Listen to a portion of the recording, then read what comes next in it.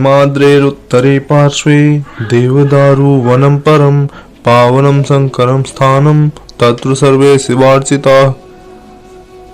अर्थात उत्तर में बर्फ से ढकी पहाड़ियों के पास देवदारू के घने जंगलों से घिरा यह स्थान भगवान शिव की पवित्र भूमि है, जहां उन्हें हर जगह पूजा जाता है। नमस्कार साथियों, मैं बसंत। मेरे साथ जुड़े रहने के लिए धन्यवाद। साथियों, आज हम उत्तराखंड के 5वें धाम जागेश्वर धाम के अद्भुत दर्शन करेंगे। उत्तराखंड के अल्मोड़ा जनपद में स्थित अल्मोड़ा से लगभग 35 किलोमीटर दूरी पर स्थित प्राकृतिक सौंदर्यों से भरपूर सनातन धर्म की आस्था एवं आध्यात्मिक क्षेत्र, जो समुद्र तल से लगभग 1870 मीटर की ऊंचाई पर स्थित है। यहाँ पर लगभग एक ही क्षेत्र में, एक ही समूह में लगभग 125 मंदिर स्थित है। जागेश्वर के अन्य नाम जागनाथ, हाटेश्वर, नागेश्वर इत्यादि हैं। साथियों, हम यहाँ की संस्कृति का दर्शन करेंगे।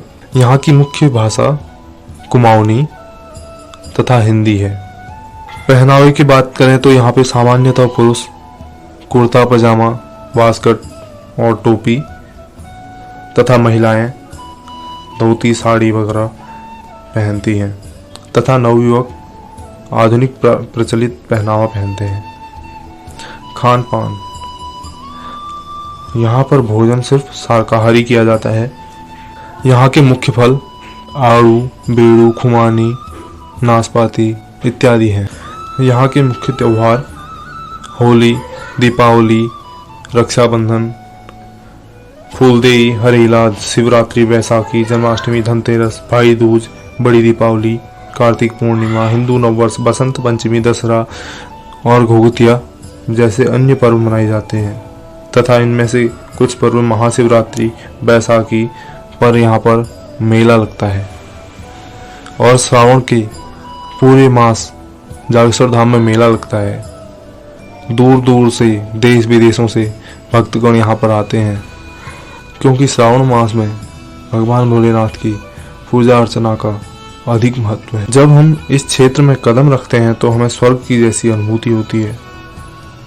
घने जंगलों के बीच होते हुए सुनसान रास्ते, जहाँ सिर्फ और सिर्फ नदी की लहरों की आवाज़, पक्षियों के चहकने की आवाज़ तथा हवा की सरसराहट ही सुनाई देती है। ऐसा लगता है मानो हम किसी दूसरी दुनिया में आ गए हों। प्रकृति का यह अद्भुत नज़ारा, सड़क के दोनों तरफ घना जंगल, ऐसा लगता है मानो सूर्य देव को भी प्रकाश फैलाने के लिए प्रकृति से, घने जंगलों से आज्ञा लेनी पड़ती हो। यहाँ जाते हुए मार्ग में कई मंदिर पड़ते हैं, जिनमें से एक मुख्य मंदिर है दंडेश्वर मंदिर। जैसे जैसे हम मंदिर के पास पहुँचते हैं, ठीक वैसे वैसे गंगा मैया की कल कल छल छल करती हुई लहरों की आवाज़ और भी तेज हो जाती है। और जैसे ही हम धाम के प्रवेश द्वार पर पहुँचते हैं, वातावरण बिल्कुल शांत आनंदमय हो जाता है। प्रवेश द्वार से ठीक पहले एक भगवान गणेश जी का मंदिर है। उस स्थान से हमें जटा गंगा के दर्शन होते हैं तथा जागेश्वर धाम की एक सुंदर सी झलक दिखाई पड़ती है। तत्पश्चात जब हम प्रवेश द्वार पर पहुंचते हैं, वहां पर जूते चप्पल उतारकर हाथ पैरों को शुद्ध करने के लिए पानी का नल खोलते हैं और जैसी ही धारा की ओर हाथ बढ़ाते हैं तो मानो ऐसा लगता है हम हिमालय में पहुंच गए हों। बर्फ की तरह ठंडा पानी, मानो ऐसा लगता है हम हिमालय में बर्फ के साथ खेल रहे हो। तत्पश्चात हम बाबा बटुक भैरव के दर्शन करते हैं और प्रांगण में पहुंचते हैं। मुख्य मंदिर की तरफ बढ़ते हुए संगमरमर पर बिछी हुई ओस की बूंदें जो बर्फ बन चुकी होती हैं, हमारी पैरों को बिल्कुल ठंडा कर देती हैं। देवदारू के वृक्षों से आती हुई सर्द हवा हमारे चित्त को शांत कर देती है। सामने देखते हैं विशालकाय मंदिर, अद्भुत कलाकृतियों से सुशोभित, बड़े बड़े पत्थरों से निर्मित मंदिर के दर्शन से मन प्रफुल्लित हो उठता है। जैसे ही हम प्रवेश द्वार पर पहुंचते हैं, द्वार पर स्थित शिवगण नंदी व स्कंदी की विशाल प्रतिमा है। उन्हें प्रणाम करके हम जैसे ही प्रवेश द्वार के अंदर जाते हैं तो बाईं ओर गणेश जी के दर्शन होते हैं। तत्पश्चात हम आगे बढ़ते हैं मंदिर के अंदर का वातावरण अद्भुत था, अकल्पनीय था। एक शांत वातावरण, आनंदमय वातावरण। जैसे ही हम मंदिर के गर्भगृह पर पहुंचते हैं, वहां पर बिना किसी समय सीमा के हम भगवान भोलेनाथ का दर्शन करते हैं। भगवान का जलाभिषेक करने के पश्चात हम बाहर आते हैं और प्राचीन समय से प्रचलित परिक्रमा के अनुसार हम परिक्रमा करते हैं। सर्वप्रथम हम भगवान शंकर के 11वें रुद्र जो दक्षिण मुखी रूप में विराजमान है उनके दर्शन करते हैं। उनके चरणों में मस्तक नवाकर हम उनकी वंदना करते हैं। पुजारी जी हमें सिंदूर का एक टीका लगाते हैं। उसके बाद हम अनेक मंदिरों का दर्शन करते हुए भगवान नीलकंठ, सूर्यदेव, शनिदेव, नवग्रह आदि मंदिरों के दर्शन करते हुए शक्तिपीठ पुष्टि माता के दर्शन करते हैं। तत्पश्चात हम माता की भोगशाला के दर्शन करते हुए मृत्युंजय मंदिर के अंदर प्रवेश करते हैं। गर्भगृह प्रवेश द्वार पर गणेश जी को प्रणाम करते हुए हम मृत्युंजय स्वरूप भगवान भोलेनाथ का दर्शन करते हैं। कहा जाता है कि आदिगुरु शंकराचार्य ने इस मृत्युंजय लिंग को अभिमंत्रित करके कीलित कर दिया, क्योंकि प्राचीन समय में लोग अपनी मनोकामनाएं लेकर यहाँ आते थे। उनकी मनोकामनाएं उसी समय पूरी हो जाती थी, चाहे वो मृत्यु को टालने की बात हो या फिर मृत्यु को बुलाने की।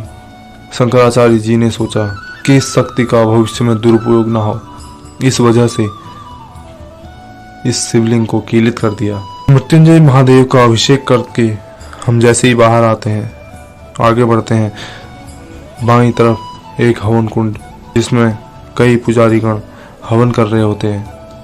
वहाँ पर हम तिलक लगाकर आगे बढ़ते हैं।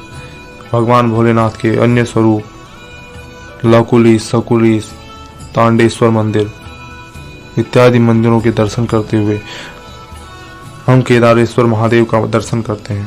तत्पश्चात हम अन्नपूर्णा नवदुर्गा के दर्शन करते हुए अपनी परिक्रमा को पूर्ण करने के लिए पुनः जागन्नाथ मंदिर में प्रवेश करते हैं और वहां पर अपनी परिक्रमा पूर्ण करते हैं। फिर बाहर आकर हम एक सुंदर से कुंड के दर्शन करते हैं जिसमें अद्भुत सुंदर कमल खिले हुए थे। कमल कुंड के ठीक पीछे जटागंगा बहती है, तो हम जटागंगा के दर्शन करने के लिए सीढ़ियों से उतरते हैं और जटागंगा के अद्भुत दर्शन होते हैं। चारों ओर हरियाली, नदी के किनारे किनारे होते हुए हरियाली जहां तक नजर पहुंचे वहां तक हरियाली दिखाई देती है। सामने एक अन्य झरना भी बहता हुआ दिखाई पड़ता है। बहुत ही अद्भुत नज़ारा। लगभग 125 मंदिरों के दर्शन करते हुए हम बटुक भैरव को प्रणाम करते हैं और मुख्य द्वार से बाहर आ जाते हैं। तत्पश्चात हम आगे धन के देश कुबेर महाराज के धाम की तरफ बढ़ते हैं। आगे ब्रह्म कुंड के प्रवेश द्वार पर पहुंचते हैं। यहाँ पर यज्ञोपवीत संस्कार कराए जाते हैं। यहाँ पर एक सुंदर सा प्राकृतिक कुंड है जिसमें स्नान किया जाता है पूर्णिमा अन्य पर्वों पर। यहाँ के स्नान की बहुत मान्यता है। यहाँ पर दो नदियों का मिलन भी होता है, एक जटागंगा तथा दूसरी स्थानीय नदी। यह घाट बहुत ही सुंदर अकल्पनीय है। माना जाता है इस स्थान पर यहाँ के स्थानीय देवता गोलू देवता प्रकट हुए थे। यहाँ पर बैठकर हम प्रकृति के अद्भुत नज़ारे का लुत्फ उठाते हैं और प्रकृति में नदियों के महत्व को समझते हैं। ब्रह्म कुंड से हम आगे बढ़ते हुए कुबेर धाम के मुख्य द्वार पर पहुंचते हैं। तत्पश्चात वहां पर अन्य मंदिरों के दर्शन करते हुए कुबेर महाराज के दर्शन करते हैं और हम जागेश्वर धाम की यात्रा को यहीं विराम देते हैं। साथियों, आपको हमारी वीडियो कैसी लगी कमेंट करके ज़रूर बताना।